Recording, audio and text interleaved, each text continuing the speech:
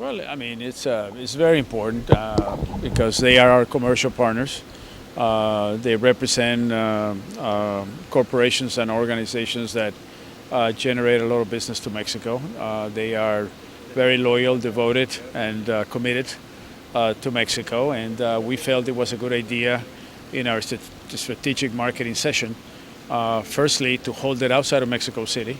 We picked Los Cabos in this instance, and also to invite our major suppliers of business so they could share with us their vision as to how they see the rest of the year and 2015, which we're starting to plan already. So we had a very productive and healthy session today.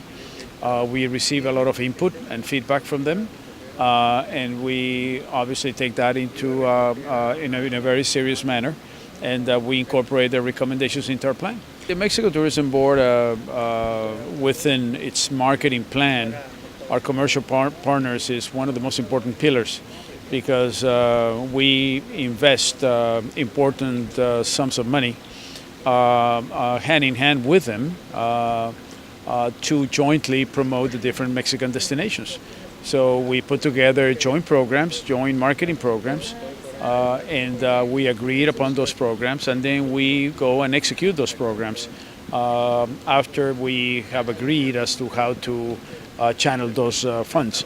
So it is therefore is a very important. It's very important for us for them to be fully intertwined with the overall marketing plan of the Mexico Tourism Board, and that's why we invite them to these sessions. That they are part of the vision and in the elaboration of the programs that will continue to bring important business to Mexico. Well, I'm very happy to report to you that we just got the figures from the Bank of Mexico for the month of May. And those figures indicate that during the month of May, spend to Mexico continues to grow. It grew by almost 23%, and volume grew by 26%. So we're growing at a very, very high pace. And this is just a result of the last few years that we have been very consistent, very focused, pushing business to Mexico in the major market areas, particularly the U.S. and Canada on one hand, but on the other hand, the aggressive diversification strategy that we implemented is paying back. So we're growing faster than our competitors are growing. And that's something that we would like to keep the momentum going and make sure that we don't slow down in this kind of growth. It's time for Mexico to grow at a faster pace, and we're finally doing that. China is a market that we have been exploring. It's a market that we have been investing resources. We're growing at a pace of 25% year on year, but nevertheless, the base is still very small. It's a long-term market.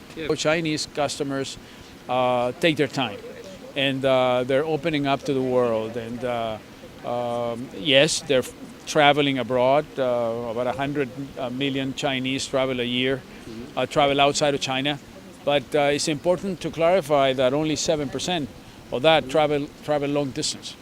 So they're discovering the world. They're discovering the long distance destinations.